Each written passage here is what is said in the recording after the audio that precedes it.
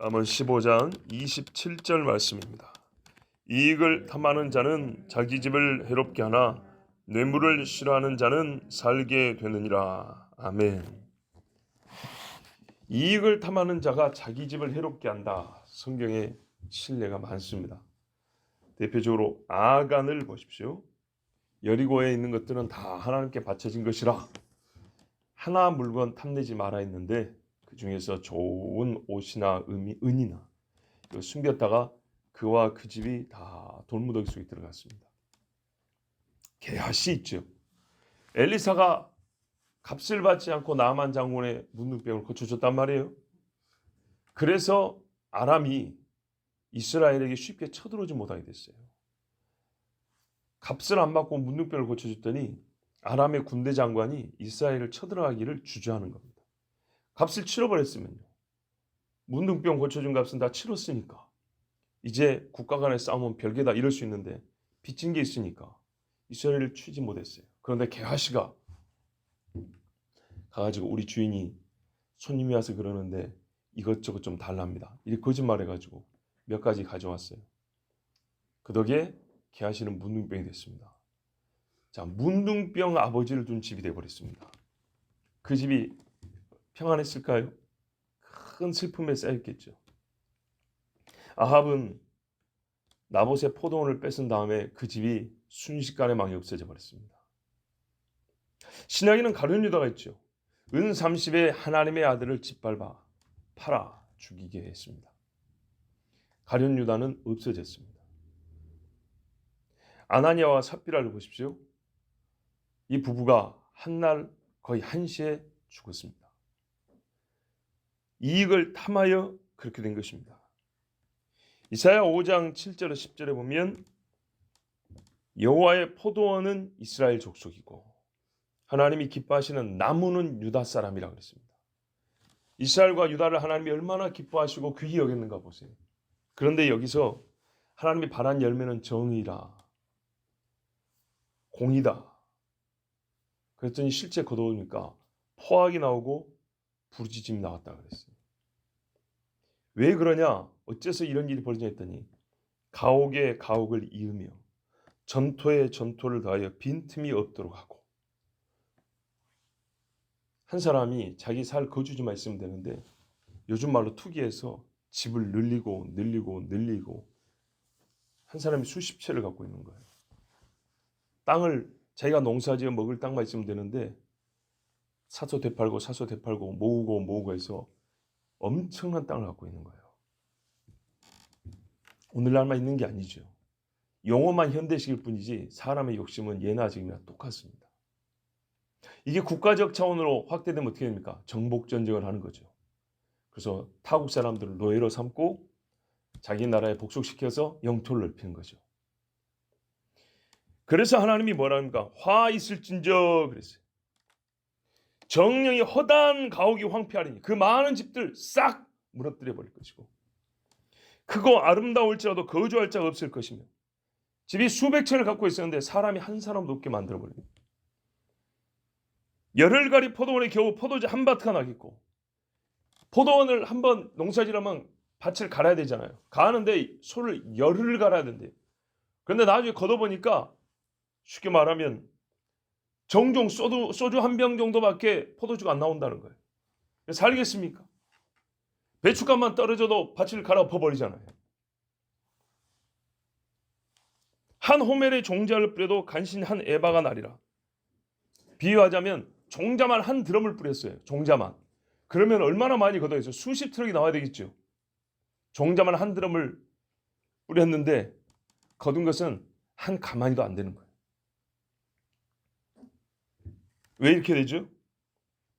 하나님이 말씀하신 바에 대한 의로움이 없고 포악하며 잔인하며 자기 이익만을 취하려고 가옥에 가옥을 연하고 전토에 전토를 붙이는 이런 짓을 하면 하나님이 이렇게 다 황폐하게 만들어버린다 했어요. 이사야 10장 1절에 3절에도 불의한 법령을 발표하며 불의한 말을 기록하며 빈핍한 자를 불공평하게 판결하며 내 백성이 가련한 자의 권리를 박탈하며 과부에게 토색하고 고아의 것을 약탈하는 자는 화 있을진저. 그러면서 뭐라냐면 이 나라를 내가 벌하려고 환난을 내릴 때 너희가 어디로 도망할 수 있겠느냐. 그런 사람들 먼저 하나님이 쳐버린다는 얘기입니다. 너희 영화를 둘 곳이 어디냐. 저 땅속에 깊숙이 그거 뺏어놓은 거 파묻어두면 괜찮을 것 같냐. 하나님이 땅을 뒤집어 엎어버리는데요. 물속에 감춰놓으면 될 것 같냐. 홍수로 쓸어버리고요. 집에 깊은 데 넣으면 될 거 아니야. 집을 불태워버리고요. 전혀 찾을 수 없게 얻을 것 하나 없게 만들어버립니다. 소돔과 고모라에 남은 게 뭐가 있습니까? 그러나 뇌물을 싫어하는 자는 살게 되리라. 왜 갑자기 뇌물입니까? 자만 한 절 안에 서로 대립되는 말씀, 그죠? 서로 대조시켜서 교훈을 주신다 그랬죠. 사람이 이익을 얻으려고 할 때, 꼼수를 쓸 때 작은 것으로 큰 것을 얻으려고 할 때, 자기의 불의함을 감추면서 의로운 척하여 정당하게 얻은 것인 것처럼 할 때 또 다른 불법을 쓰는데 그게 뭐냐면 뇌물을 주는 겁니다. 뇌물을 줄 때 이익이 없는데 뇌물을 주는 경우는 한 번도 없습니다. 이익을 얻기 위하여 뇌물을 줍니다. 이익을 탐하기 때문에 더 큰 이익을 얻기 위하여 뇌물을 주고, 또 누군가는 그 악한 것을 알면서도 덮어주는데 뇌물을 받습니다.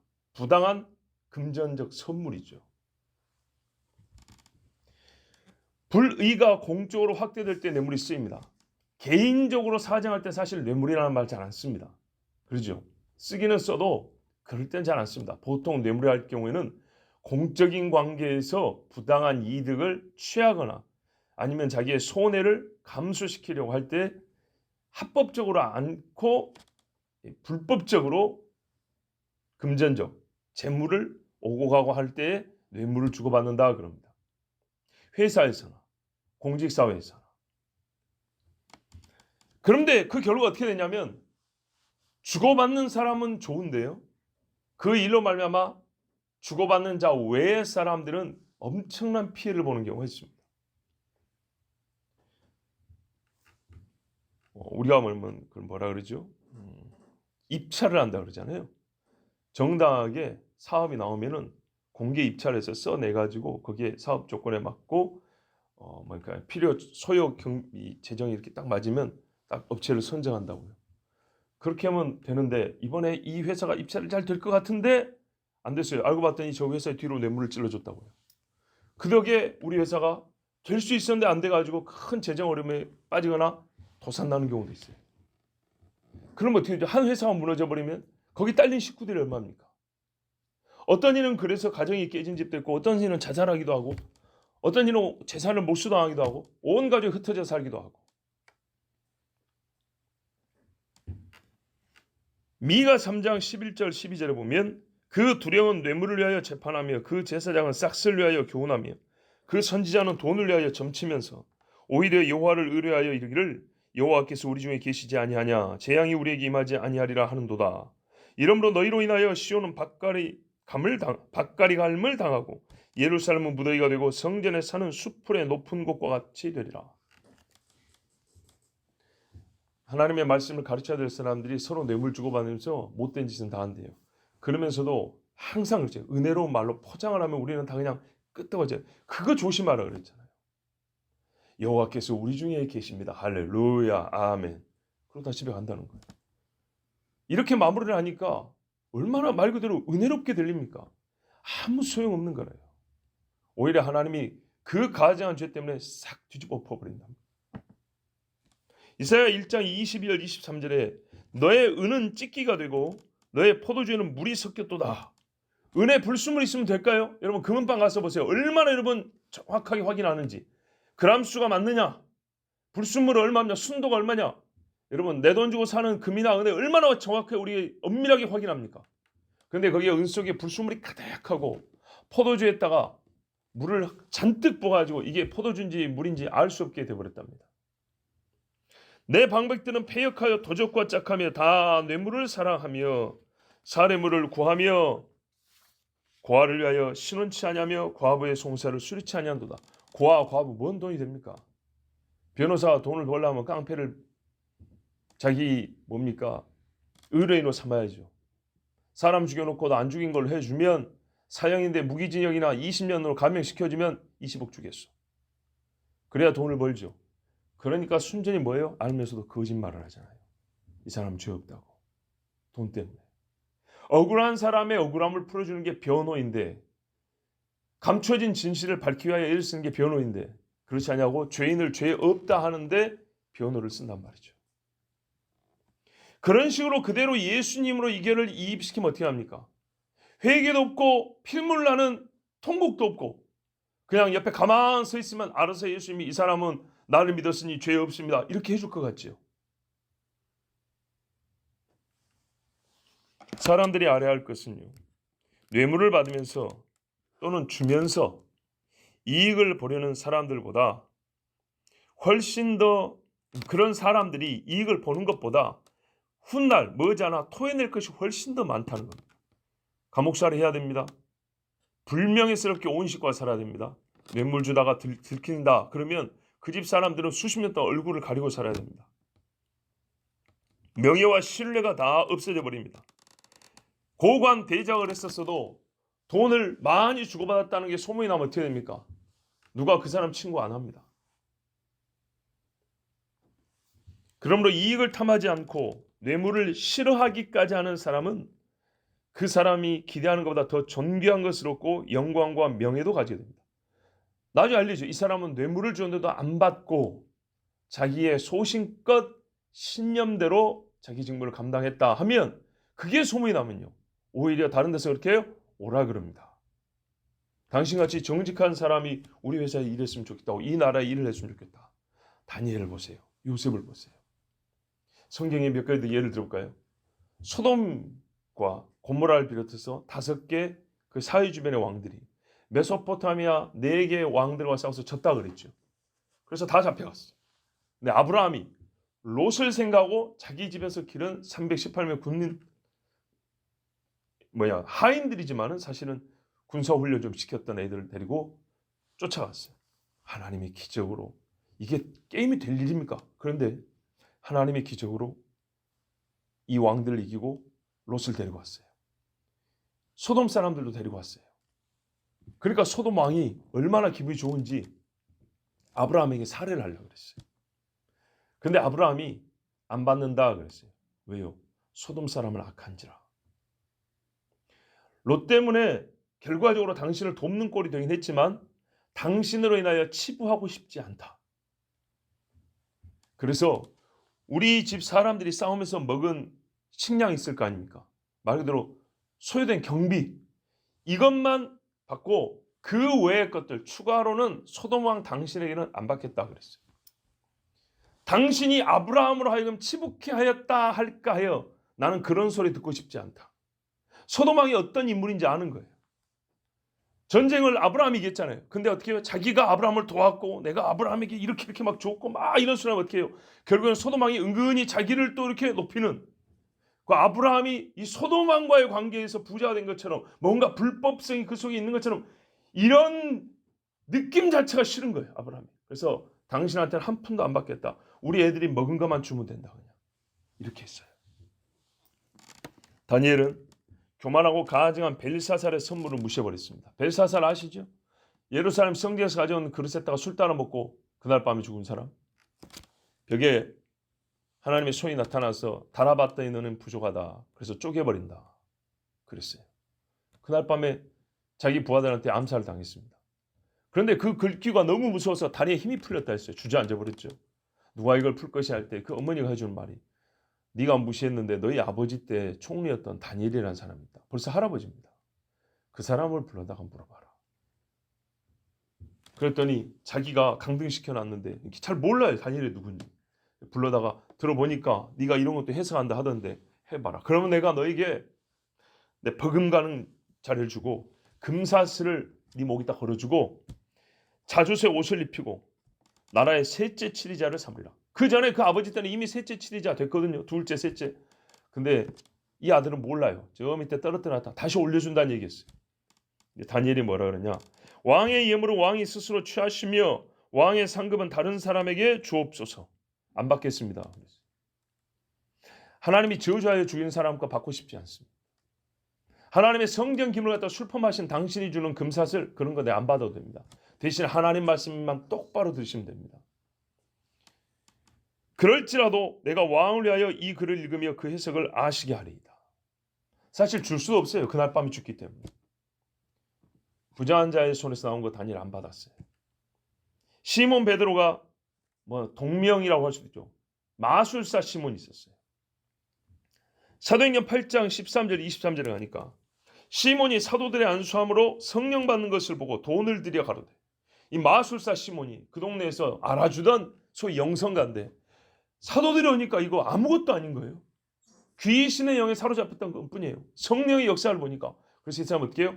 탐이 났어요. 근데 자기가 마술을 하면서 벌어놓은 돈이 있지 않습니까? 이거를 다 줘서라도 성령의 권능을 갖고 싶은 거예요. 그 엄청난 능력을 보고 나니까. 자, 이 권능을 내게도 주어 누구든지 내가 안수하는 사람은 성령을 받게 하여 주소서 하니 베드로가 가로되 네가 하나님의 선물 은사를 돈 주고 살 줄을 생각하였으니 네 은과 네가 함께 망할지어다. 하나님 앞에서 내 마음이 바르지 못하니 이 도에는 내가 관계도 없고 분깃될 것도 없느니라. 너는 은사는 그냥 구원도 없다 그래 버렸어. 그러므로 너의 이 악함을 회개하고 주께 기도하라. 혹 마음에 품은 것을 사하여 주시리라. 내가 보니 너는 악독이 가득하며 불의에 매인 바 되었도다. 따라다니면서 흉내만 냈던 것이지 베드로의 눈에 보기에도 그 속에 하나님의 영이 없는 사람이었어요. 그래서 뭐라 합니까? 베드로가 돈은 됐고 너 회개하여 네 영혼을 구하라 그랬어요. 2차 대전 끝나고 나서 이런 일이 있었습니다. 어떤 돈 많은 중국 사람이 필리핀, 우리 화교들 많잖아요. 우리라는 거 하니까 좀 그러네. 화교들이 많잖아요. 화교들이 동남아에 돈줄을 쥐고 있는데 필리핀 마닐라에서 이제 전쟁 끝나고 미국이 마닐라를 이제 소위 다스린다고 해야 되겠죠. 이러고 있는데 미국 관리한테 가서 말했어요. 내가 $10,000 줄 테니까 이 동네, 이 도시에 도박 사업을 할 수 있도록 허가를 해달라 그랬어요. $10,000면 얼마입니까? 10만, 100만, 1000만? 예. 1000만 원이 넘는 거죠. 1,200만 원 되잖아요. 근데 이게 2차 대전 끝나고 나니까 여러분 거의 80년 전 이야기잖아요. 어마어마한 돈이죠. 그런데 이 미국 관리가요 싫다 그랬어요. 그 돈 안 받겠다. 근데 일주일 후에 돈이 좀 적었나 하고 자기 종을 보내고 $15,000를 갖다 줬어요. 그러니까 이 관리가 당신들이 나를 어떻게 말한가 하면서 이런 이제 쌍욕을 하면서 꺼져 그랬어요. 그러니까 좀 더 달란 얘기인가? 그래가지고 한 일주일 후에 $25,000를 보냈어요. 엄청난 돈입니다.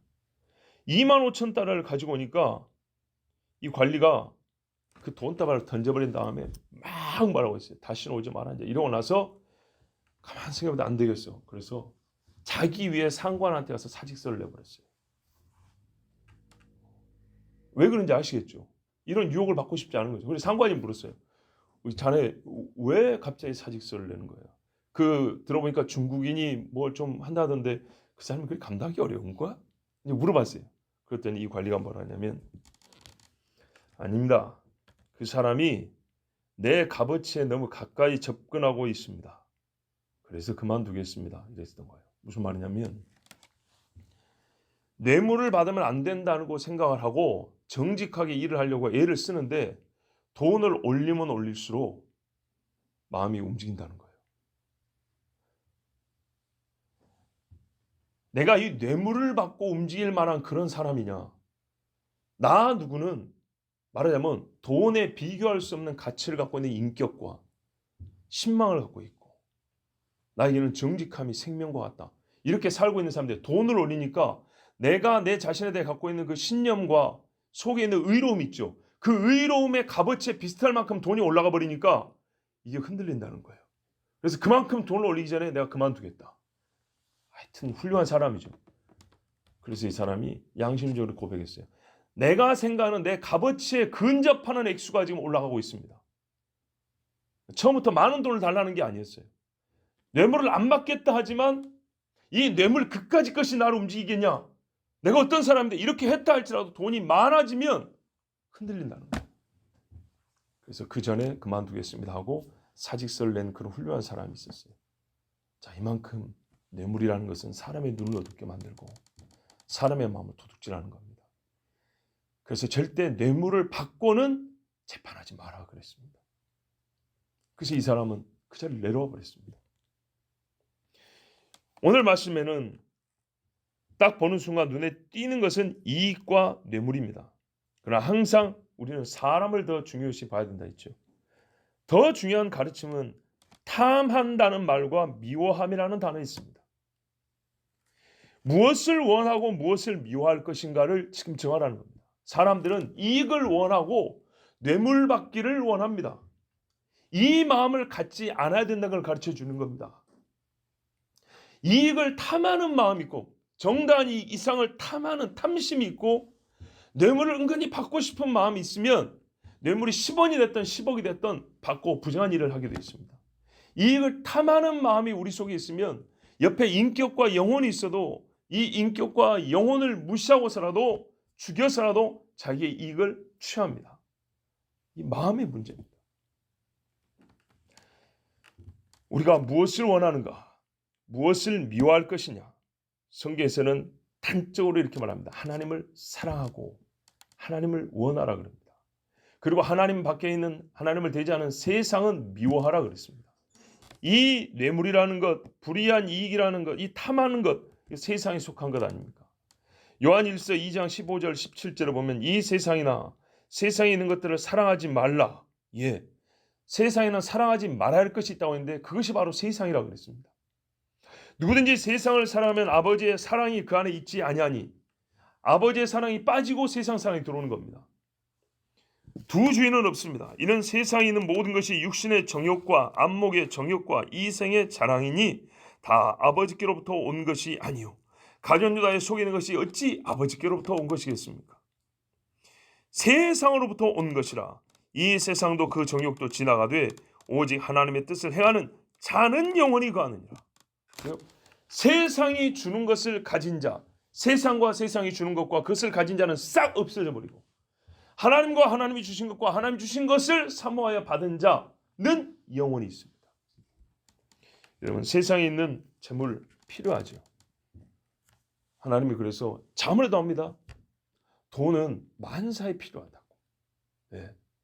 옷은 입는 데 쓰입니다. 이걸 교환 잘 안 해줍니다. 다른 걸로 음식과 바꾸지 잘 안 합니다. 근데 돈은 음식과도 바꿀 수 있고 옷과도 바꿀 수 있고 짐승과도 바꿀 수 있고 여러 군데 바꿀 수 있다. 그 유용성은 가르쳐 줍니다. 예, 돈이라는 것 또는 돈과 같은 가치가 있는 금, 은 이런 보석류는 항상 교환할 수 있는 그런 가치 있는 것이라 사람의 필요한 것들을 구입할 수 있고 얻을 수 있게 해준다. 그 정도는 분명히 말씀해 줍니다. 예수님의 제자들도 뭐라 합니까? 평상시 어떻게 했어요? 떡을 사 먹었습니다. 음식을 사 드셨다고요. 그렇죠? 돈이 있어야 밥을 사 먹을 거 아닙니까? 예수님의 능력이 있다고 맨날 돌을 갖다 떡을 만드냐? 그런 일 한 번도 한 적이 없지만 그렇게 할 수 있지만 그렇게 안 했습니다. 그러나 여러분, 광야에서도 먹을 것이 필요해서 하나님이 주시는 거하고 이익을 탐하는 거하고는 다른 이야기입니다. 뇌물을 주고받으면서까지 불의를 행하고 다른 사람의 눈에 피눈물을 흘리게 하고 그보다 먼저 하나님 앞에 불의를 행하는 것은 절대로 안 되는 일입니다. 세상에 있는 재물을 탐하지 말고 하나님이 주신 것에 감사하십시오. 하늘에 있는 상급에 오히려 욕심을 내십시오. 저 좁은 문 뒤에 있는 하나님의 나라를 탐하십시오. 그리고 천국은 침노하는 자의 것이라 하지 않습니까? 뇌물을 받고 공의를 버리지 말고 뇌물을 미워하며 하나님의 의를 사랑하십시오. 그는 다니엘과 같이 존귀한 자요 요셉과 같이 영광을 얻을 것입니다. 기도하겠습니다.